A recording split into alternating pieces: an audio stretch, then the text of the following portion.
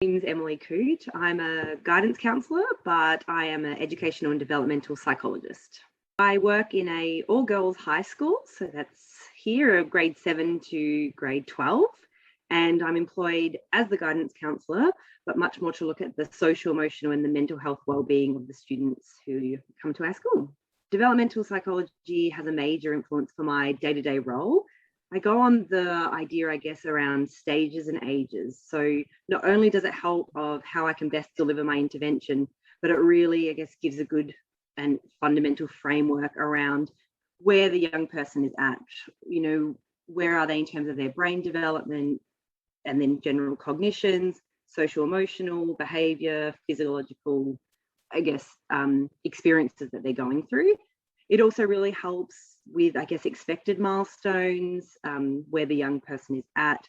Yes, in terms of their learning, because I work for an educational setting, but equally for them themselves and then within their family unit.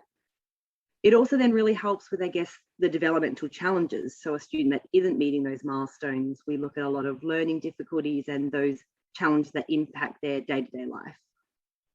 What I love most about my job is, I don't even know if I can pinpoint it to one thing. Every day is different. Of course, there are challenges in every workplace. I love working with a range of young people. I love hearing their insight. I love revisiting my own adolescence and really, I guess, validating and normalizing a lot of experiences while also really helping shape, in my instance, young women's futures. I love seeing the difference that it does make. I also love that we're offering a service that, particularly where I work and the region that I work in, it's really challenging to get external support. So I love that we're, for lack of a better word, I guess, filling a gap, but equally we can see the need that is there. And for me, it's the variety. We see and support students across a wide developmental spectrum. It certainly keeps me on my toes, keeps me interested, and certainly on top of my psychology practice. My qualifications started with a Bachelor of Behavioural Science.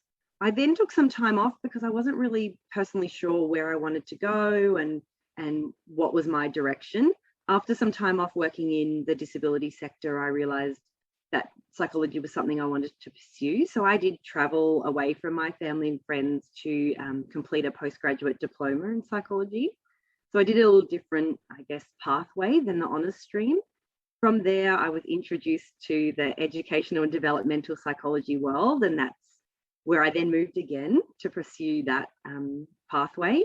And I completed my educational and developmental psychology masters to get where I am now. I then also, following completion of that, did my 2 years registrar program to then be endorsed in that area.